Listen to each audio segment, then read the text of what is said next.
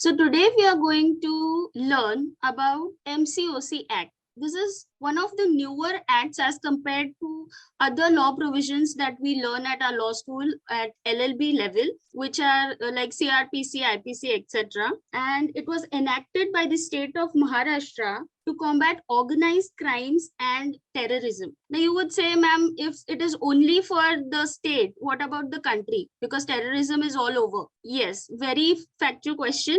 There is no pan-India act, but other fewer states have also jumped in and enacted some of the provisions on the lines of MCOC Act for their state. So what is MCOC? It is the Maharashtra's Control of Organized Crime Act. As I said, on the similar lines, Gujarat has enacted Gujarat Control of Organized Crime Act. Karnataka has also enacted one of them. And there is for UP, there is UP Gangsters and Antisocial Activities Prevention Act 1986. Now the question here is, why do we have different acts for different states? Why not have one organized crime act for the whole country? The answer is that every state is facing different issues, different problems, and different legal scenarios. What is happening in Maharashtra state may not happen in some other state.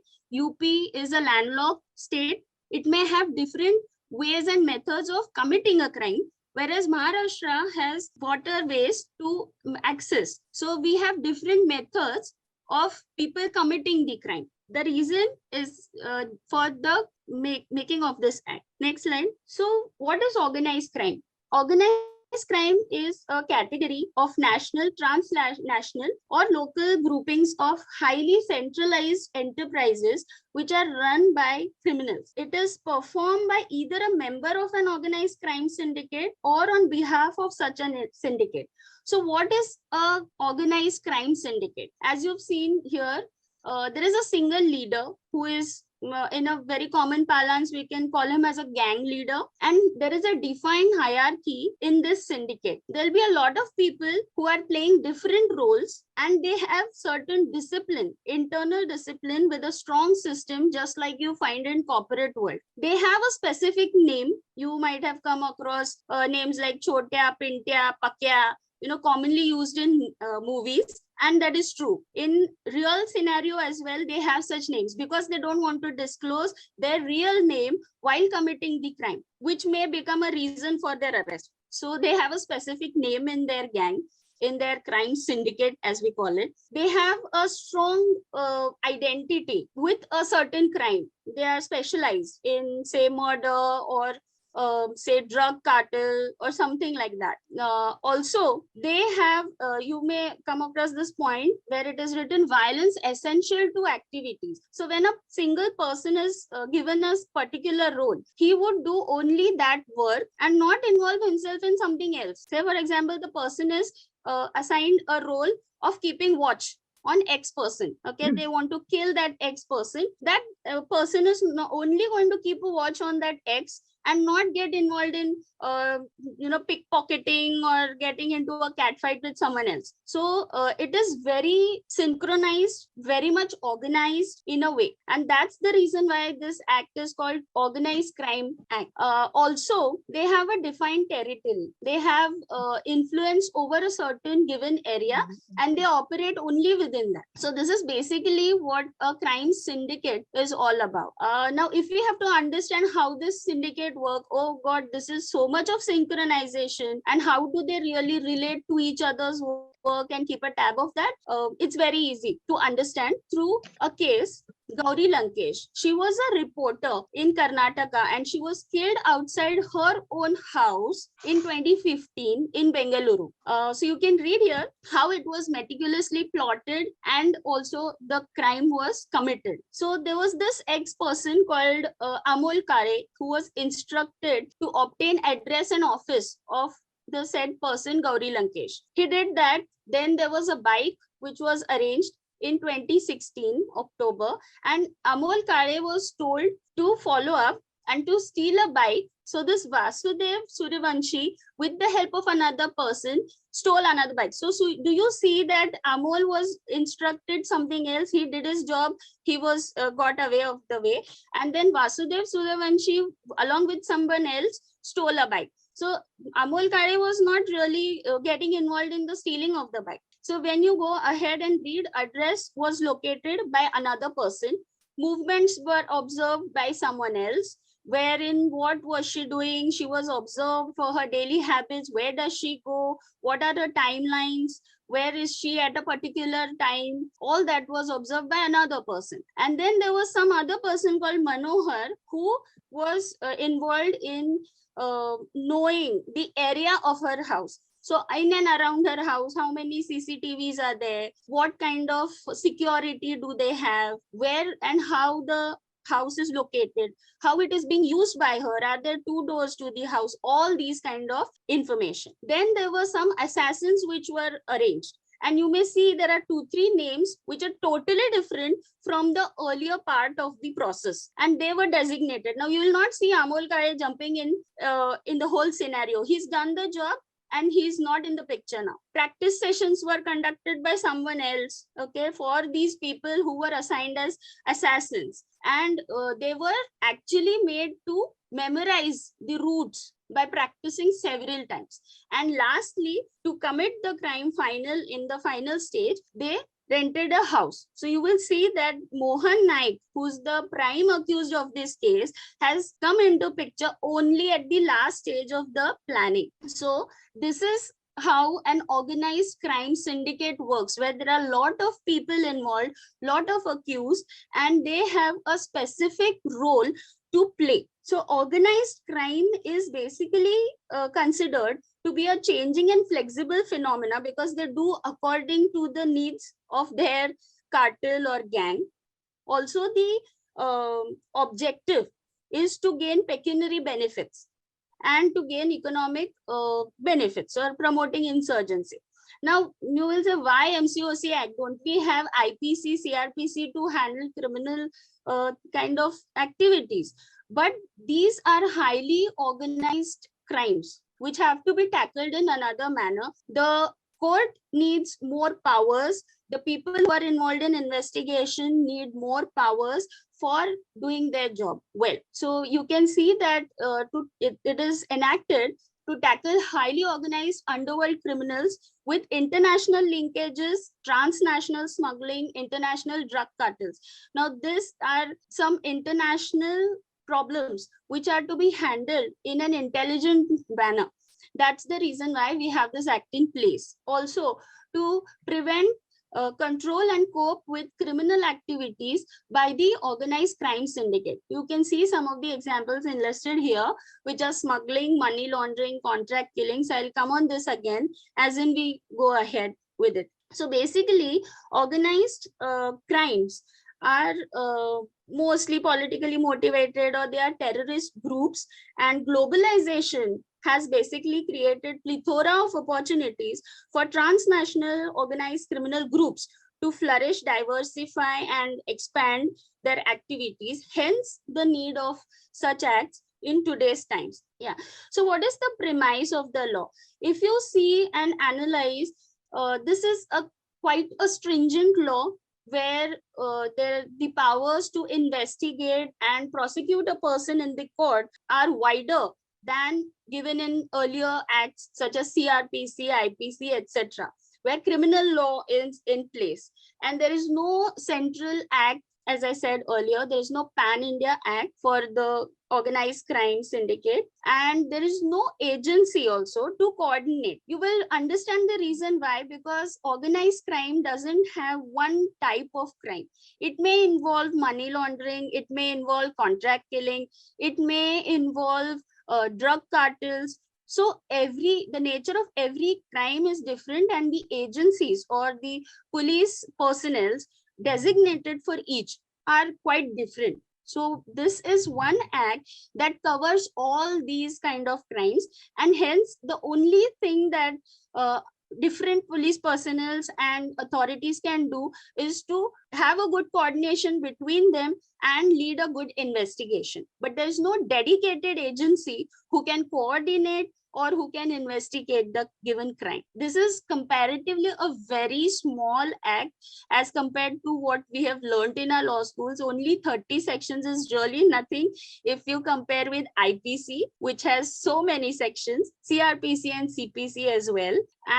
But the problem in this act is, to understand MCOC Act, you should definitely know what is the premise of IPC, CRPC, and understand Evidence Act up to certain extent. I'll throw a little light on all these aspects. So what happens when MCOC is in place?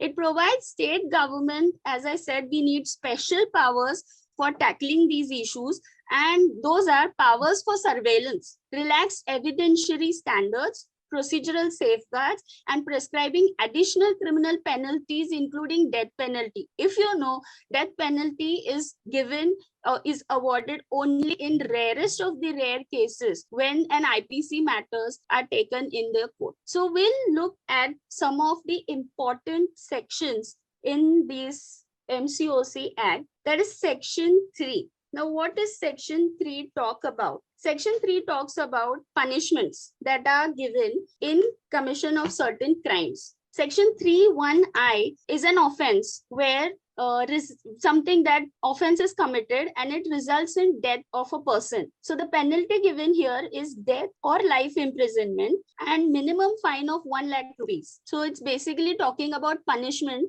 in this act. 3(1)(2) is any other organized crime other than death of a person, where 5 years to life imprisonment and minimum fine of 5 lakhs can be given. Section 3 of 2 talks about conspiring to, abetting, aiding in, or not knowingly facilitating organized crime. So the punishment here is 5 years to life imprisonment and fine up to 5 lakhs of rupees. Section 3 of 3 talks about harboring or concealing a member of an organized crime syndicate. Again, the penalty is the same, 5 years to life, and fine is of 5 lakhs of rupees. Now, if you see that death penalty to life imprisonment comes every time in play, because the crime is of such nature. It is grievous and it is well thought. It is organized by a group of people by application of their mind in a very intelligent manner. And hence,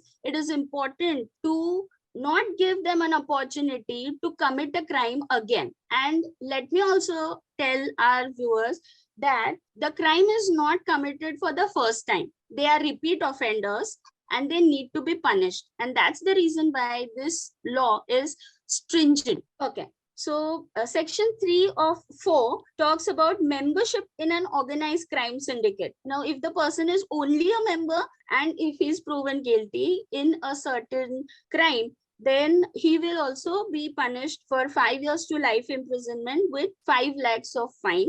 Section 3 of 5 talks about holding any property that is derived from the commission of the organized crime or from funds of organized crime syndicate. So the penalty here is 3 years to life imprisonment and minimum 2 lakhs of rupees can be rewarded as a fine. Section 4 now.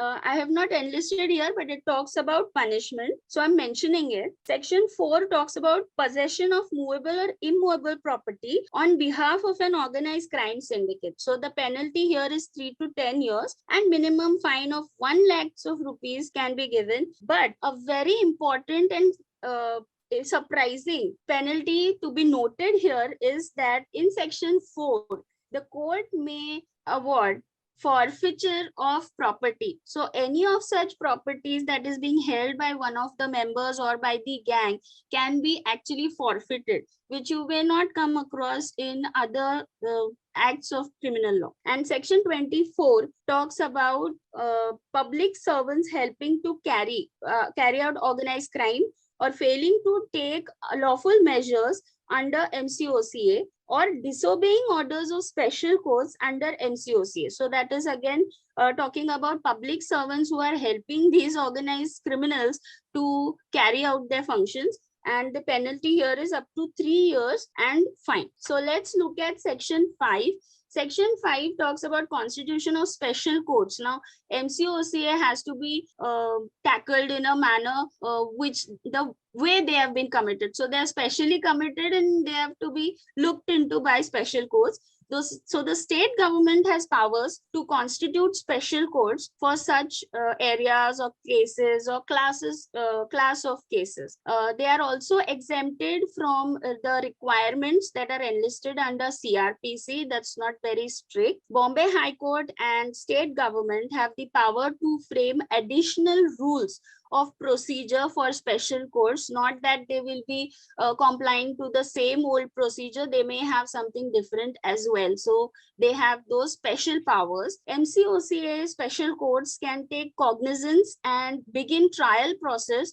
Then a complaint is filed before the court. Even if the person's name in the complaint are not present at the time. Special court can conduct summary trials for offenses under MCOCA. For all those who don't know where to find and what is summary trials, let me tell you, summary trials are those trials where cases are disposed of speedily and procedure is simplified. Recording of such trials are done summarily and maximum penalty is 3 months of imprisonment. You'll find this in section 260 to 265 of CRPC, that's Criminal Procedure Code.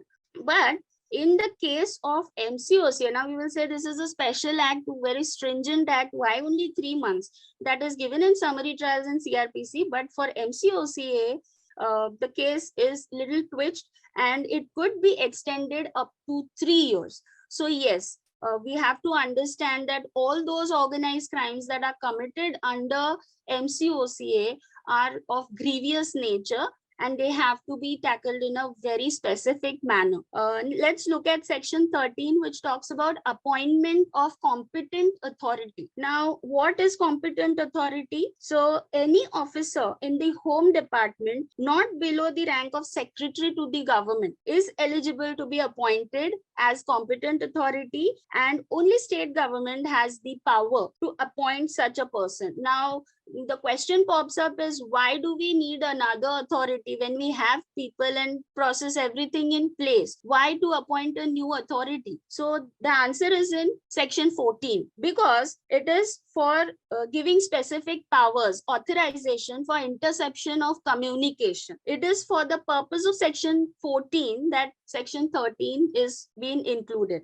So what is authorization for interception of communication? So they have specific powers to intercept via electronic and oral communication. So these police officers not below the rank of superintendent of police supervise the investigation. Now you will say, ma'am, why do we need such a section for tapping or intercepting communication? Because as you know, this is illegal. Tapping phone calls or intercepting some communication is not legal in our country. So we need specific powers, and the act gives such powers to specific people, not to all. As I mentioned, not below the rank of superintendent of police who's supervising investigation. So what exactly gives him that authority is that he has to make an application stating facts and circumstances which he is relying upon by the to justify his belief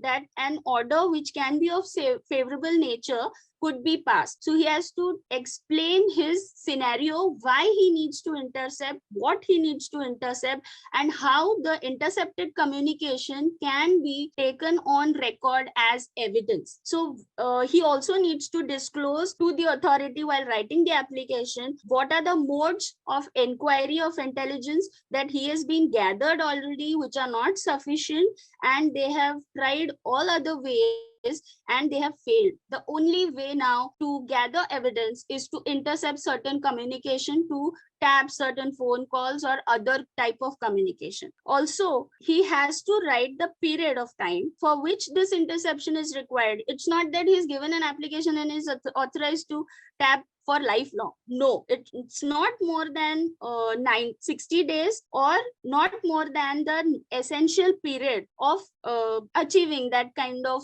evidence, whichever is favorable. So this is a very important section. All those who are doing LLM and having this act as one of your subjects, I would really encourage students to read section 14 in depth, understand the interpretation of this, because this type of a section is very unique to all other laws that we have studied so far. Interception of communication is very important in real scenario in high court. Whatever MCOC act related matters I've seen and handled, I've seen that they have lot of evidence when they intercept the communication between the people who are involved in a gang. So basically members of the organized syndicate, the kind of communication that they pass through to each other in code language, all those dramatic scenarios in movies that you watch, yes, that is true. They don't directly pass on the message, but they may have some song or they may have some code language to pass the information from point A to point B.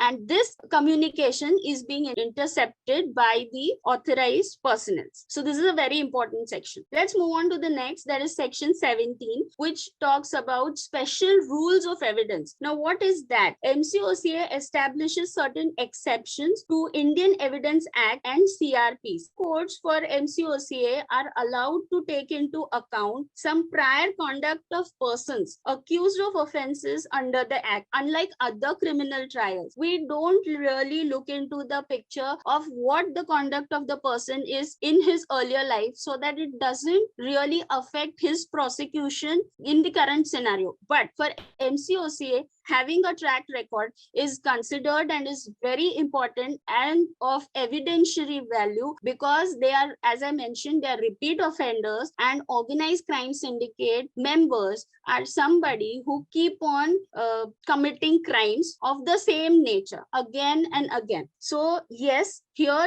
under MCOCA, we have that specific power to consider or take into account prior conduct of these accused people. When a person is accused for an offense under MCOCA, this special court may operate under the presumption that any unaccounted for property is which is with the possession of the accused was obtained illegally, unless the person is able to prove. So he is given an opportunity to prove that no, it is my own property and it is not from the illegal activities of the organized crime.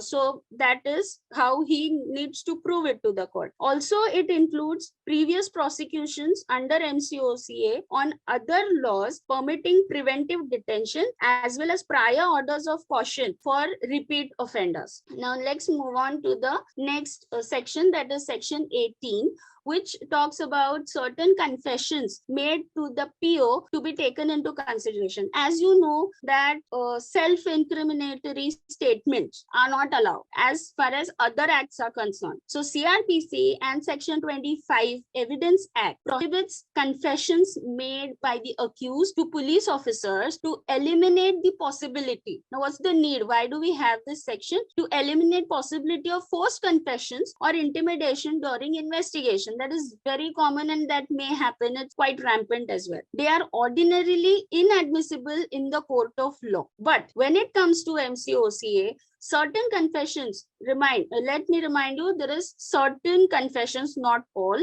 Certain confessions are allowed and are admissible as evidence in the court of law. So what are the conditions? You can't just have a special provision and get on with it, right? So what are the conditions? Police officers must be of rank of superintendent of police or higher. Confessions must be recorded in a free atmosphere, and the person should be cautioned. The person who is giving the confession should be cautioned that they are not bound to make the confession and it can be used against them as an evidence. So this type of confession made under the MCOCA is considered as an evidence. This is a very important part of this section and a very important section of this act. Also, it makes that confessions admissible not only against the person making them, but also against any co-conspirator, abettor, or others named by the person making the confession. So we may get more names, more scenarios, more more crimes committed by this organized syndicate, and that may be considered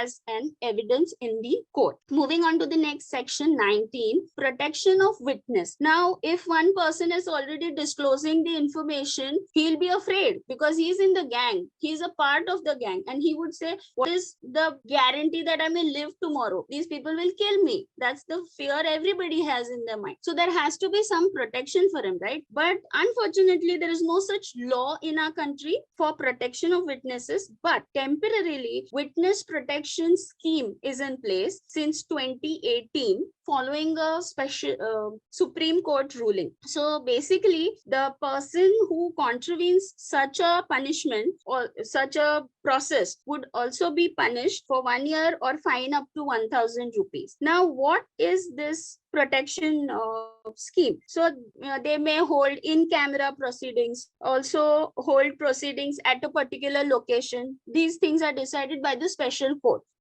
And they may avoid mentioning of names and addresses of these witnesses in their orders, judgments, or any records which are accessible to the public. So basically, we're trying to conceal their identity, and that's how we work and get through to the confession and protect the witness to the best possible manner. And the last important section that I have enlisted here is section 20, whereas I mentioned that forfeiture and attachment of property is an important part of this act, which is not being enforced in many of the acts what we study. So the conditions here, every section comes with a condition because we cannot freely use the power. The conditions are that the person should be convicted. If he's not convicted and the trial is going on, then we cannot really forfeit his property. Special court must pass a specific order in writing and declare that the property should be forfeited, which belongs to the accused. So this property could be movable or immovable property, doesn't matter, because it has come from the organized crime. The government, through the court, has power to forfeit this, and it is forfeited to state government, which is made free from all the encumbrances. So the property to be attached is only after the person is declared a convict and not when the trial is going on. So not during the trial. I hope you've got a very good idea of how things work in MCOCA Act, how the things work in an organized crime syndicate, and what are the important sections of this act that you may want to focus when you are really studying them. So I have enlisted some authorities here. This is very important because any police personnel of a lower rank is not involved or is not allowed to be in the investigation. Of course, they can be a part of the team of the authority who is investigating, but he doesn't have those kind of powers that these people have. Assistant Commissioner of Police. Now, recently, the government has formed a separate cell to tackle MCOC matters and all these investigation of these crimes. So a person who's heading the team is not any lower rank than Assistant Commissioner of Police. He could be a Deputy Superintendent of Police, because in some areas there is no ACP, but they have a DSP. That's, you may be commonly hearing these as ACP, DSP. Also, there are some small areas where they don't have these higher ranks. They have subdivision police officer. So all these police personnel are basically involved and responsible for the investigation of the crime that has taken place in that jurisdiction. And as you can see, these three are higher, but not lower than that. And a separate division is attached to the Office of Commissioner, which is in Bombay. So as crime has changed scene and as people have grown intelligent in committing crime, even police is making changes in their own internal structure and separating out certain people to handle such specialized crime. Now, let's look at some of the landmark judgments that I've enlisted. There are many, many more, but these are few which might interest you in interpretation of certain sections of this act. Let's start from the first. Kavita Lankesh was a state of Karnataka. Now, who's Kavita Lankesh? She is sister. She is into Karnataka film industry. Sister of Gauri Lankesh, the journalist who was was killed right outside her house. So in this case, the Supreme Court in 2021 has interpreted Section 3, which was about punishments that I had just explained, and they have given a very good idea of how Section 3 works. Also in this case, it is said that certain evidence that is to be taken on record, or how the trial court has conducted the trial at their level, is wrong. And there was an SLP in Supreme Court. You should read this judgment. This is one of the very latest and a good judgment to read. State of Maharashtra and others versus Shiva is a 2015 matter, which also talks a lot about Section 3. So High Court of Bombay held that mere proof of filing of charge sheets in the past was not enough to hold persons accused in such charge sheets to be guilty of offences of committing an organized crime, which is punishable under Section 3. For such charge sheets to satisfy one of the requirements which is given in the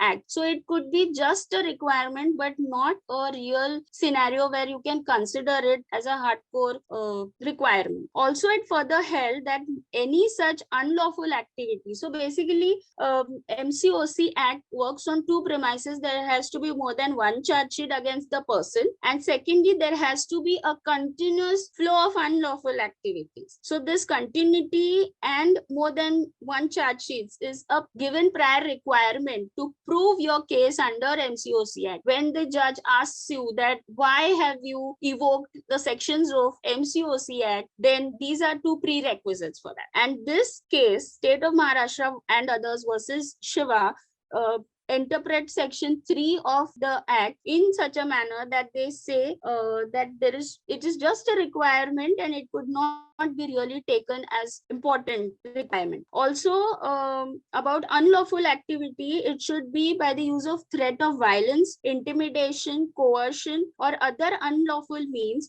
with an objective of gaining pecuniary or other advantages. Now, if the people are operating in an organized syndicate, in a gang, in simple parlance, then they are doing it for a purpose. So basically, they may be wanting to extort money, they may be wanting to kidnap somebody, maybe wanting to kill somebody. So all these crimes are basically leading to only one advantage, and that is pecuniary, or some other advantages could be like having some property, etc. So Section 3 is very important, as you see here.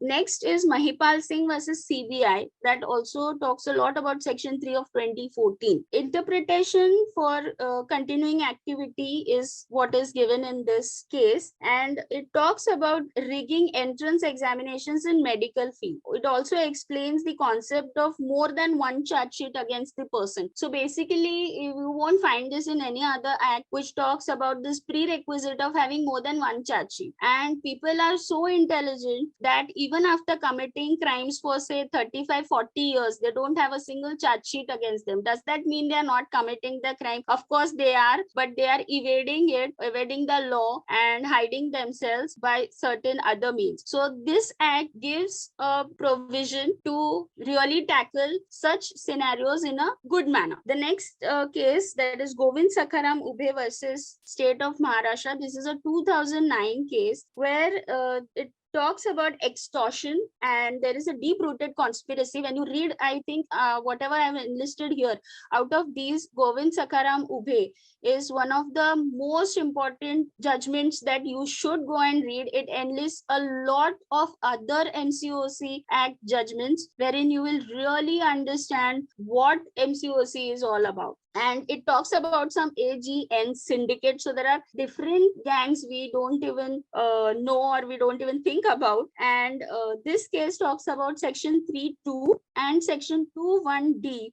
They are interpreted and taken in such a nice manner that if you read the defense, what the defense lawyer has submitted in the court, then you will realize that these sections he has evoked in a very brilliant manner. So this is one of the important, I would encourage all my students to go and read this judgment. The next, Sher Bahadur Akram Khan versus State, 2006 case, where it talks a lot about 23 of 2 section.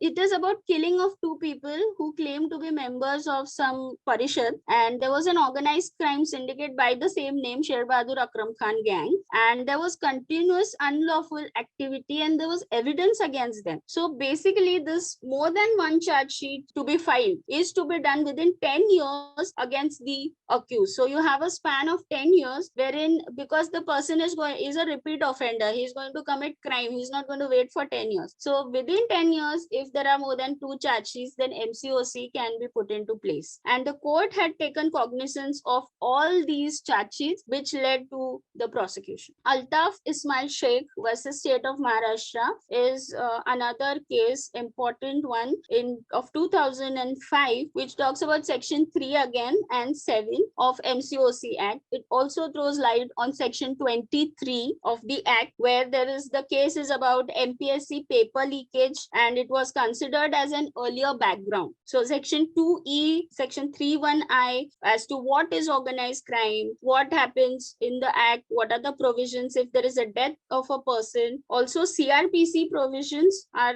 considered and thrown light upon. Section 154, section 157 of 1, 156, 156 of 1, 155 of 2.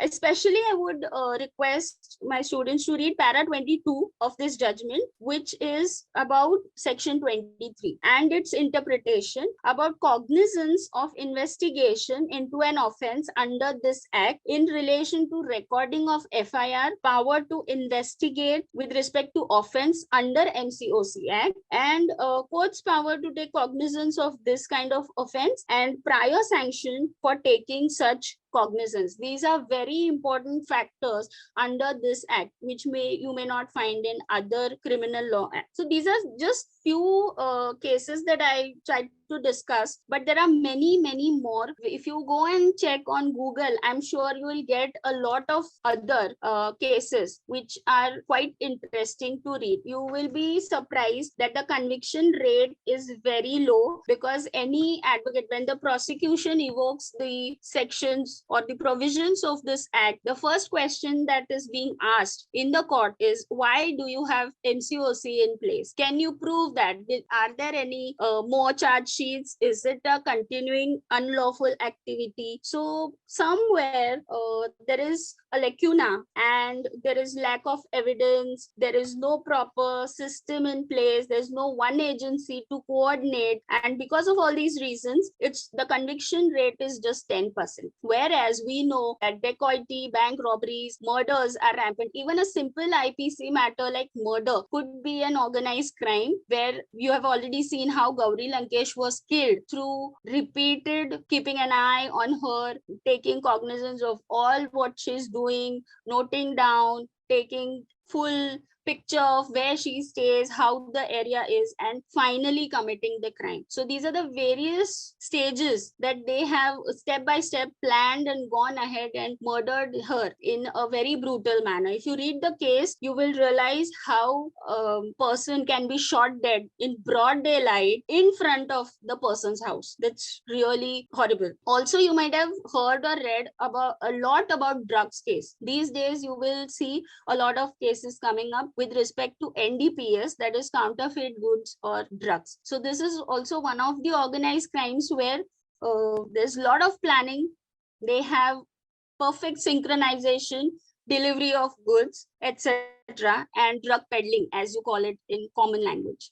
The next one is money laundering, where you might have heard about people transferring huge funds from one country to another. Now, all these that I have enlisted, some of them like NDPS and PMLA, these are acts which tackle these kind of specific crimes. So money laundering is not just within the country, but it is basically a transnational problem where other countries are also trying to figure out and trying to enact certain laws wherein they can tackle these kind of specific issues. Extortion is something that is being done in a gang in organized crime, where they just call up a person. You might have heard or read a lot about this in 80s or 90s. If you read some of the articles in newspapers, you will come to know that extortion was quite rampant. The sprawling issue of the day is human trafficking, specifically organ trafficking, where you may read that small kids were kidnapped, or people are just lifted, they've just taken from the roadside for some organ of theirs. Without their consent, their organs are sold so to some people who want it. So that's human trafficking. Drug trafficking is very rampant these days. It's an organized crime, certainly, and it's transnational again. Also, animals and antiques. You might have heard of people who kill animals, wherein you might have heard a lot about tiger poaching. It's a problem that has become so gruesome that kgs of claws and paws and leopard skin, tiger skin is being sold by certain people, and it's really very horrible to even read or know about them. So there was this guy. I would like to give you a simple little, like to throw a light a bit on this. So there are certain mafias in our country as well, like other countries. So there is coal mafia, sand mafia. You might have heard of beggar mafia. So this is a syndicate, okay, where this kid comes to you and says, I want an ice cream, I want some food to eat. You may see so many beggars concentrated at one part of the city or a part of your area. This is a mafia. Yes. So they won't take food from you. They'll say paisa do. They'll ask for money. So that's how it works. Sandalwood mafia, as I said, poaching, and also there is something called as water mafia. There are a lot of sprawling issues in these times. So I was talking about tiger poaching, where it seriously impacted the probability of survival of tigers in India, especially Bengal tigers, if you've heard about. Government launched Project Tiger. Most of these tiger parts end up in China, where a single skin can sell for rupees 6.5 million. And for poachers, there has been about 4% conviction rate. So you can imagine the kind of crime that is committed and the kind of conviction rate that we have. There was this person called Sansar Chand. He was a notorious tiger poacher, and you won't believe he survived in this crime for 40 years without a single charge sheet against his name. So that's amazing to know. He was acknowledged to sell 470 tiger skins and 2130 leopard skins to just 4 clients from Nepal and Tibet. I think you can, if you go and read about this, you will be zapped. You will know the grievousness of this organized crime and their acts and unlawful activities that they commit. He's considered as the kingpin running the country's biggest wildlife trade syndicate, and he is called as Virappan of the North. So this is one little fact I wanted to share with you. Loan sharking you may not have heard. So basically people give you loans on higher interest rates, and the conditions for returning the loans are very strict. So the person doesn't return the loan, and then you know what all activities are going to happen with you or around you in the house, around the house. So all these kind of things are illegal activities. Also, there are organized crime syndicates which ask for protection money. This is very commonly done by people, and you might have heard it or seen it in some movies. I remember of some movie of Nana Patekar, where they call up a businessman and they say, you give me so and so crores and I'll protect your business, else you know what are the consequences if you don't give me the money. So these kind of activities are carried on by the organized crime syndicates or drug cartels. There are business cartels who jump into this, and this is the kind of grievous nature of the organized crime and the syndicate. So you might have heard about Lawrence Bishnoi. Please go and find out Lawrence Bishnoi. Who is he? What he does? Currently, he is in a jail in Delhi. If you've heard about the news of a very famous singer in India being killed, you will relate him with Lawrence Bishnoi. Yes, it was an organized crime. Also, there was certain news about a person called Jayesh Jagtap who was arrested in connection with fraud and ransom case where he was threatening real estate developers. And the crime branch of police of Pune was successful in nabbing him. There was this case in Thane district under the MCOCA special court where a person was sent, two men were sentenced to 8 years of jail for armed robbery and attempt to murder. Now, these kind of things or these kind of crimes don't happen on a spree. Just like that, without thinking, they won't take place.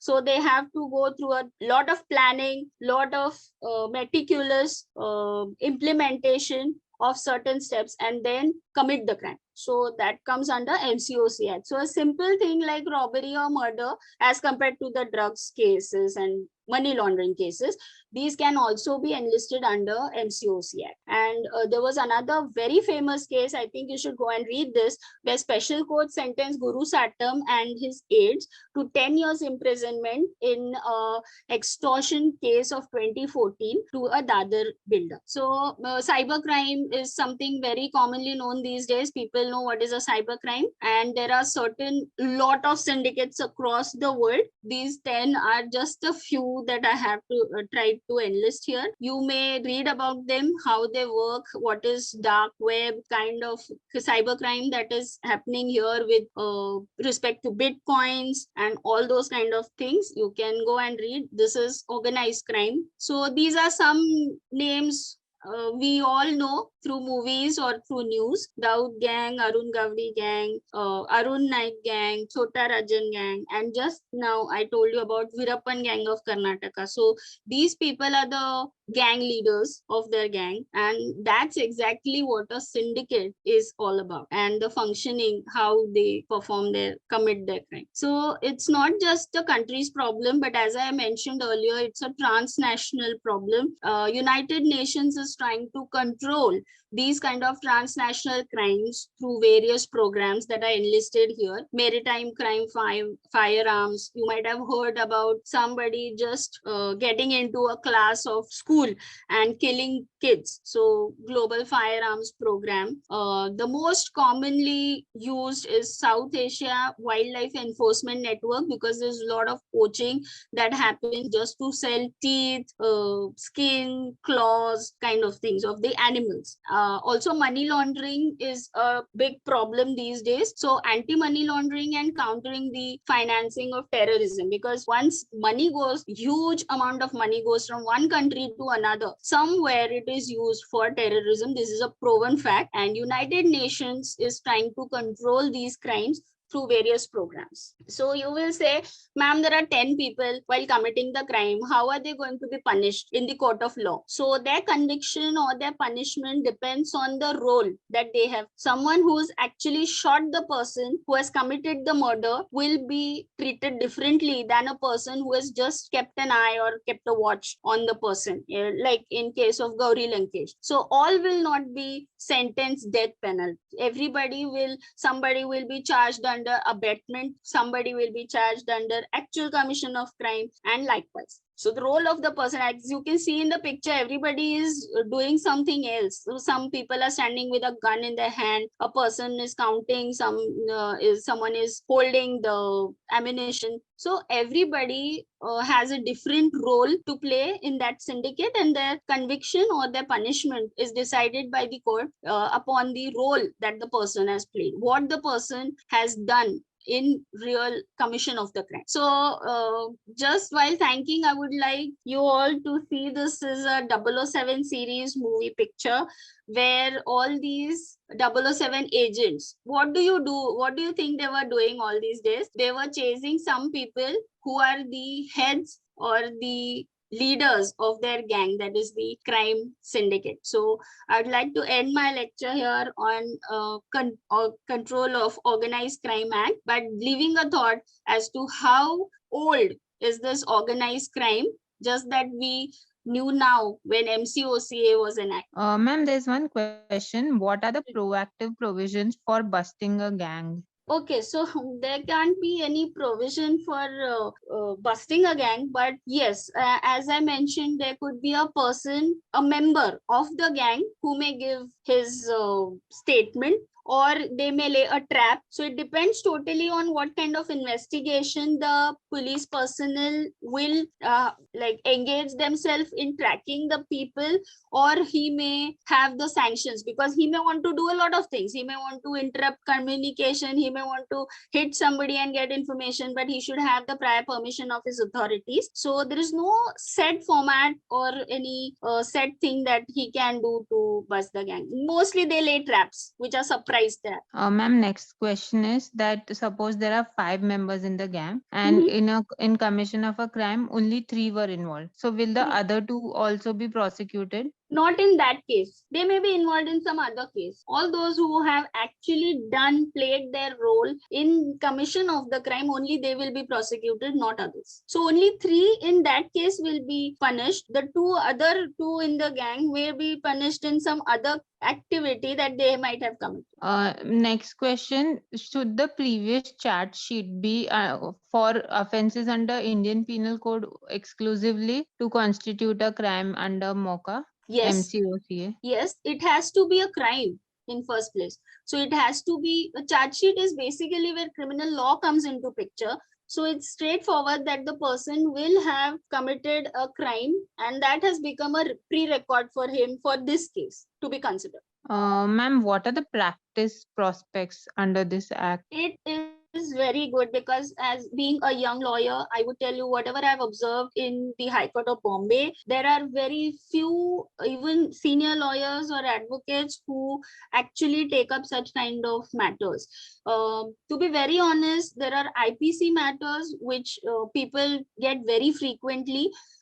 These kind of matters are not approached by these senior lawyers, because they already have the practice in place, and I am one of them who is trying to get into this. I have worked on a few around 20 cases with my senior, and trust me, it was as encouraging and thrilling as the case itself. So I believe, yes, apart from IPC matters, I'm not saying ignore the other areas of criminal law or other crimes, but yes, this has a very good prospect, because relatively this is a newer law as compared to the other say IPC or CRPC. So Okay. PMLA, MPID, MCOC, NDPS, all these acts have great prospects in coming time. Certainly. Okay, ma'am. Thank you so much.